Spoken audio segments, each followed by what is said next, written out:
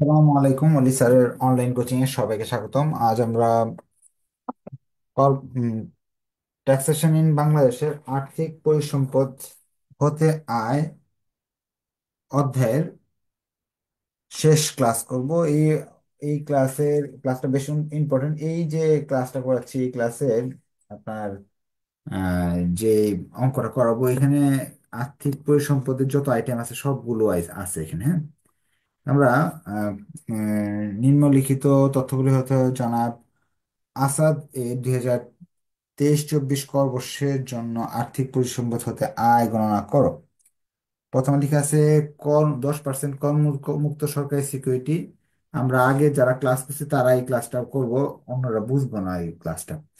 এটা করমুক্ত সরকারি সিকিউরিটি আর অঙ্কে সম্পূর্ণ অপরিহার্য।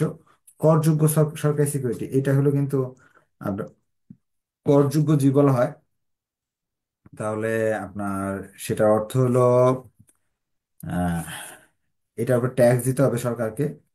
5% ট্যাক্স কেটে নেয় এরকম সিকিউরিটির ক্ষেত্রে। তারপর বলছে 13% বিদেশি করমুক্ত সিকিউরিটি 4 লাখ টাকা। তারপর বলছে 14% করযোগ্য সরকারি সিকিউরিটি। করযোগ্য সরকারি সিকিউরিটি প্রাপ্তি হলো আপনার সুদ প্রাপ্তি 7,600 টাকা। তারপর বলতেছে কর বাদ বাণিজ্যিক সিকিউরিটি হলো 43,700 টাকা। তারপর আছে হলো আপনার 10% করযোগ্য অনুমোদিত বাণিজ্যিক সিকিউরিটি ক্রয় 1 লাখ। 14% সিটি কর্পোরেশন ঋণপত্র ক্রয় 3 লাখ। জিরো কুপন বন্ডের আয় 15,000। সঞ্চয়পত্রের সুদ 18,000। পাবলিক কোম্পানি হতে লভ্যাংশ 54,000। ব্যাংক জমার সুদ 36,000। প্রাইভেট কোম্পানির লভ্যাংশ 36,000। ডাকঘর সঞ্চয় হিসাব 10,800। স্থায়ী ব্যাংকের মুনাফা 13,500। করযোগ্য সরকারি সিকিউরিটি ক্রয়ে 10% হার সুদে ঋণ নেওয়া হয় 2 লাখ টাকা এবং আদায় খরচ 2,000 টাকা। পক্ষান্তরে সরকারি অনুমোদিত সিকিউরিটি ক্রয়ে ঋণের সুদ প্রদান করা হয় 5,000 টাকা। ব্যাংক চার্জ প্রদান করা হয় 1,000 টাকা। এই হলো আমাদের একটা বিশাল বড় একটা অঙ্ক। এখন এখান থেকে আমাদের অঙ্কটা কি করতে হবে, সিকিউরিটি একেবারে আর্থিক পরিসম্পদ থেকে আয় নির্ণয় করতে হবে। আর্থিক পরিসম্পদ থেকে আয় নির্ণয় করার জন্য আপনাকে প্রবলেম 8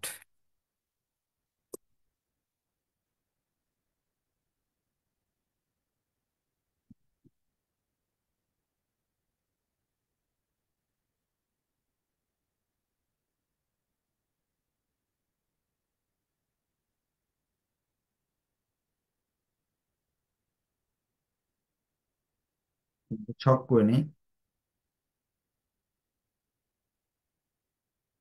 উপরে কথাবার্তা লিখলাম না, যেহেতু শেষ ক্লাস এই চ্যাপ্টারে করা আছে বলে আপনারা করতেছেন। এখানে যেগুলো আমার করমুক্ত সেগুলো আগে নিয়ে আসি। এক, করমুক্ত যেগুলো সেগুলো আগে নিয়ে আসি।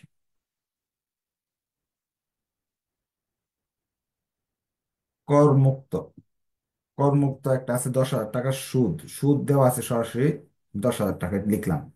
আরেকটা আছে আসল। করমুক্তের মাঝে একটা আসল দেওয়া আছে 13% বিদেশি। 13% বিদেশি করমুক্ত আছে। ওইটা কিন্তু টাকা দেওয়া আছে 4 লাখ টাকা। ওই 4 লাখ টাকা কিন্তু 13% ধরতে হবে, 52,000 টাকা। যোগ করলে আসে 62,000 টাকা। এই 1 টাকা এখানে আসবে না, সম্পূর্ণ অকরদার্য,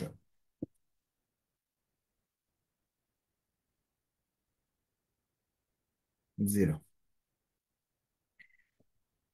এরপর করমুক্ত গেল আমাদের। এখন করযোগ্য গুলো বের করবো আমরা। এটা কিন্তু সুদ ছিল, সুদটা সরাসরি আসলো। আর সিকিউরিটি যেটা সুদ না, সেটা সুদ বের করে নিতে হইলো। এগুলো আগে আমরা করছি। এখন এখানে করযোগ্য করযোগ্য যেগুলো আছে সেগুলো দেখতেছি। এই যে করযোগ্য একটা, তারপরে আপনার করযোগ্য এই যে একটা আছে, এটা সিকিউরিটি, এটা হলো সুদ। আর এটা হলো সিকিউরিটি, সিকিউরিটি মানে সুদ বের করতে হবে। এই যে একটা করযোগ্য, 3টা করযোগ্য আছে। এটা সুদ দেওয়া আছে। সুদগুলো তো সরাসরি লেখা যাচ্ছে, কিন্তু যেগুলো আসল সেগুলো কিন্তু আমাদের কি করতে হবে, গুণ দিয়ে বের করতে হবে। তাই 3টা আসছিল, আমরা 3টাই নিয়ে আসতেছি। করযোগ্য এক নম্বরে আছে হলো আপনার করযোগ্য করযোগ্য সরকারি সিকিউরিটির সুদ দেওয়া আছে 19,000। আপনার শীটে দেওয়া আছে, আপনার শীটে দেওয়া আছে হলো 18,000, একটু ভুল আছে। 19,000 হবে, হ্যাঁ। 19,000। 19,000-এর উপরে 100, নিচে 95 দিয়ে ভাগ দিতে হবে। তাহলে হয়তো এখানে 20,000 আসবে। এরপর আপনার আরেকটা হলো করযোগ্যর কথা বলতেছে, শুধু সিকিউরিটি পরিমাণ দেওয়া আছে 2.5 লাখ টাকা। তা 2.5 লাখ টাকা যদি দেওয়া থাকে, এটা মনে রাখবেন, 2.5 লাখ টাকা দেওয়া আছে। ওই 2.5 লাখ টাকা 14% ধরলে সরাসরি তো সুদ বেরিয়ে আসতেছে 35,000। তা আমার তো এখানে সুদ সুদ বের করার হলো কথা। এখানে যে কত পার্সেন্ট, এই মূলধন কত ছিল, কয়টার কত পার্সেন্ট করতে হইতেছে, এটা কিন্তু দেওয়া নাই, শুধু দেওয়া ছিল 19,000। আসলে এই 35,000 পাওয়া যায় না, 35,000 থেকে সুদ কর্তন করে পাওয়া যায়। এটার জন্য আর ওই যে উপরে 100 নিচে 95 করতে হবে না। যদি আসলটা দেওয়া থাকে, সরাসরি সুদ বের করা যাবে। 3 নাম্বারে হলো আমাদের আরেকটা ছিল 7,600 টাকা। 7,600 টাকা দেওয়া ছিল। ওইটার ক্ষেত্রে আবার এই যে উপরে 100 নিচে 95 করতে হবে। তাহলে আমরা বুঝতে পারলাম যে সুদ দেওয়া থাকে, তাহলে আমাকে কিছু কাজ করে নিতে হবে। তা আসতেছে 8,000 টাকা। তো এই সবগুলো আমরা যোগ করলাম। যোগ করলে যে টাকাটা আসতেছে, যোগ করলে আসতেছে হলো আপনার 63,000 টাকা। এই 63,000 টাকা সম্পূর্ণ আসবে না। এই 63,000 টাকার মাঝে কিছু খরচ আছে অনুমোদন করা। কি খরচগুলো আছে?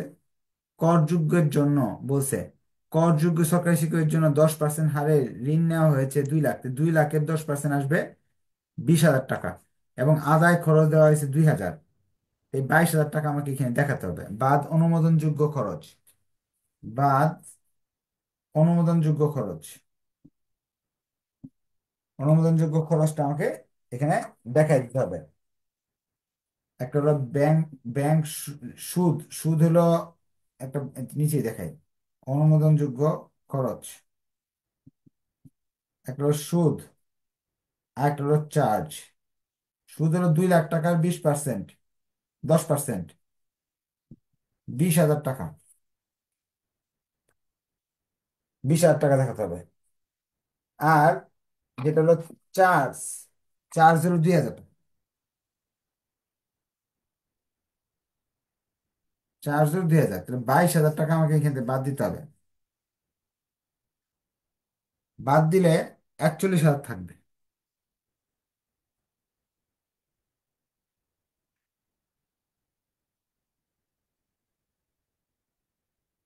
এখন আমরা চলে যাচ্ছি কর বাদগুলো।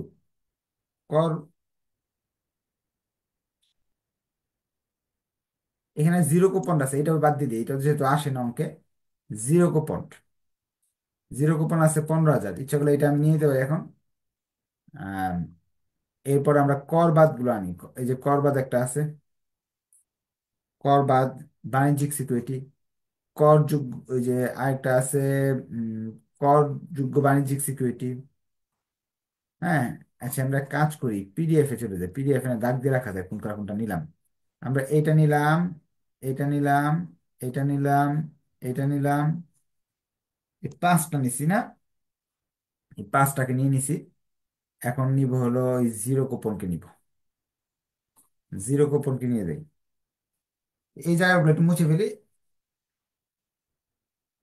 জিরো কুপন আমাদের অঙ্কে আসে না। তাহলে আমরা এখানে লিখবো জিরো কুপন, যে কুপন যেহেতু আসে না, আমাদের 3 নাম্বার জিরো কুপন। জিরো কুপনের টাকা হলো আমাদের 15,000। 15,000 পুরাটাই মাফ।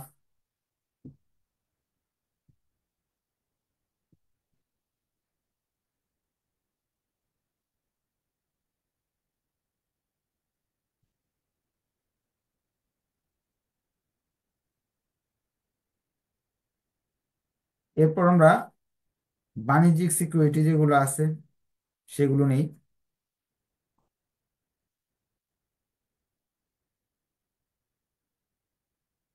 এই যে কর বাদ বাণিজ্যিক সিকিউরিটি, 10% করযোগ্য বাণিজ্যিক সিকিউরিটি, সিটি কর্পোরেশনের ঋণপত্র, এইগুলো নিচ্ছি।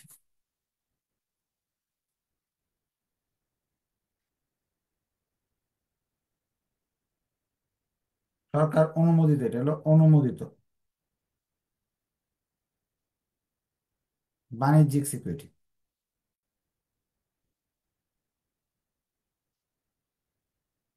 এটার মধ্যে আমরা ফার্স্টে পেলাম কর বাদ।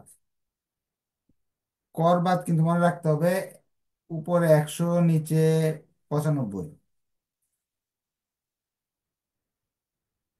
তা আসতেছে হলো আপনার 46,000। এরপর আছে হলো করযোগ্য,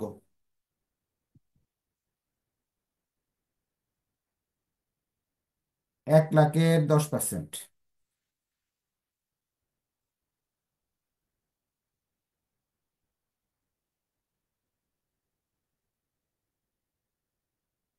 10,000। এরপরে আছে 3 নাম্বার আইটেম আমাদের আছে সিটি কর্পোরেশন, 3 লাখ দেওয়া আছে। 3,00,000-এর 14%, 42,000। তাহলে আমাদের টোটাল টাকা আসতেছে 98,000 টাকা। এই 98,000 টাকা আমাদের বাদ অনুমোদনযোগ্য খরচ।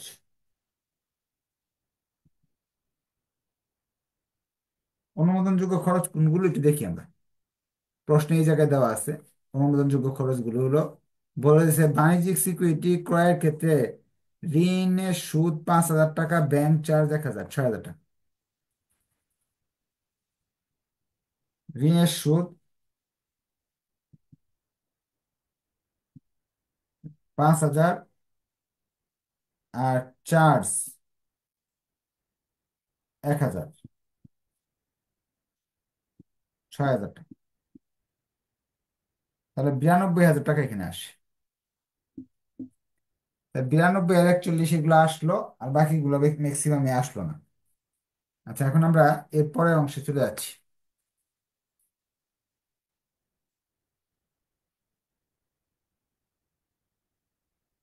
এখন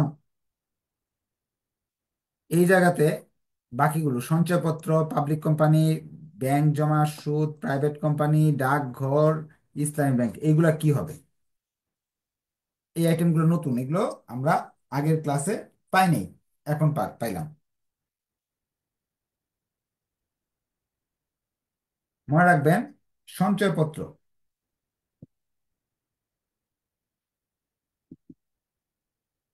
এই আইটেমের ক্ষেত্রে যে টাকা দেওয়া আছে, 19,000 দেওয়া আছে, উপরে 100, নিচে 95, 20,000 টাকা আসলো। যদি এটা অন্য কোন টাকা দেওয়া থাকে ঠিক করে নিন। সঞ্চয়পত্রের ক্ষেত্রে এই জিনিসটা মনে রাখবেন, সঞ্চয়পত্র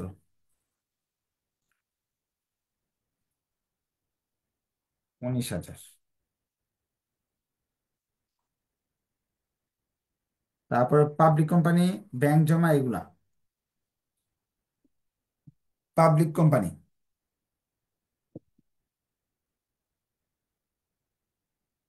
পাবলিক কোম্পানির লভ্যাংশ, যে কোনো কোম্পানির লভ্যাংশ যে দেওয়া থাকবে, উপরে 100, নিচে 90।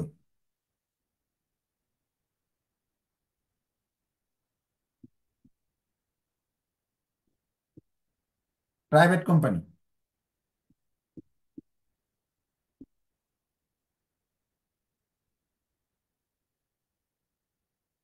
উপরে 100,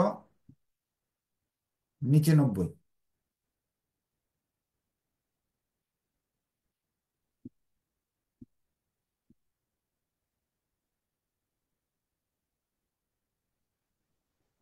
ব্যাংক জমা, ব্যাংকের সুদ, ব্যাংক জমার সুদ, উপরে 100, নিচে 90।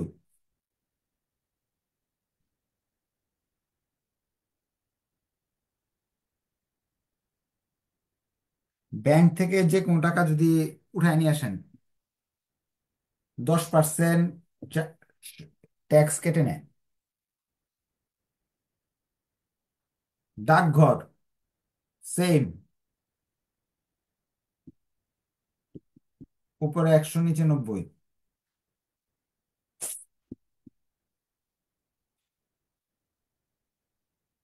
ইসলামী ব্যাংক এর সুদ বা মুনাফা, ইসলামী ব্যাংকের মুনাফা উপরে 100 নিচে 90।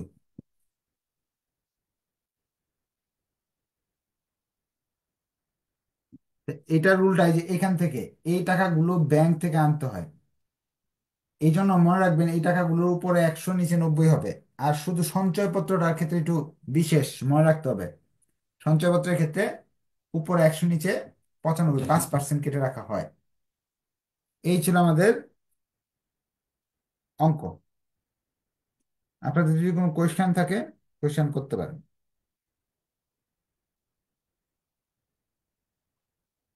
এই চ্যাপ্টার শেষ। আমরা নেক্সট ক্লাসে এই চ্যাপ্টারটা শুরু করবো ইনশাল্লাহ।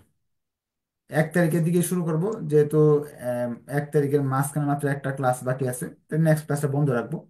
1 তারিখে আমরা অন্যান্য উৎস থেকে শুরু করবো ইনশাল্লাহ। হ্যাঁ, আজকে এই পর্যন্ত থাকলো, নেক্সট ক্লাসে দেখা হবে। ধন্যবাদ সবাইকে, আসসালামু আলাইকুম।